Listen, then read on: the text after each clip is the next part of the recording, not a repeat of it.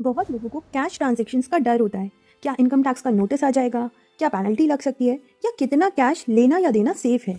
ये है मिस्टर रघुनाथ। इनके एग्जाम्पल से समझते हैं कि हर कैश ट्रांजैक्शंस में क्या लिमिट्स हैं और कैसे आप नोटिस को या पेनल्टीज को अवॉइड कर सकते हैं।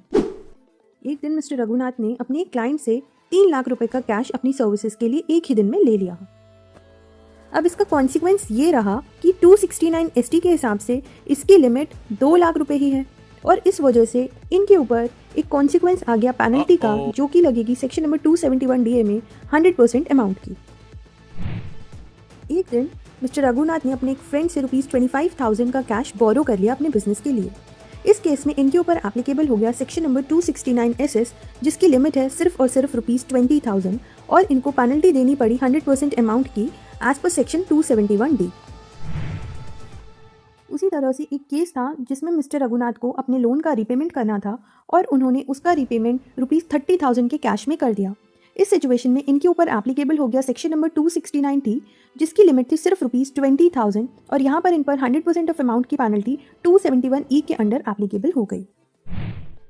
उसी तरह से अगर मिस्टर रघुनाथ किसी हाई वैल्यू ट्रांजैक्शन में इन्वॉल्व होते तो भी इनको इनकम टैक्स डिपार्टमेंट से नोटिस आने की पॉसिबिलिटी थी। जैसे कि अगर सेविंग्स बैंक अकाउंट का डिपॉजिट या विड्रॉल्स एक फाइनेंशियल ईयर में ₹10 लाख को एक्सीड कर जाएगा, या फिर करंट अकाउंट में एक फाइनेंशियल ईयर में कैश डिपॉजिट्स या विड्रॉल्स ₹50 लाख को एक्सीड कर जाएगा, और या फिर किसी प्रॉपर्टी का कैश पेमेंट ₹30 लाख को एक्सीड कर जाएगा।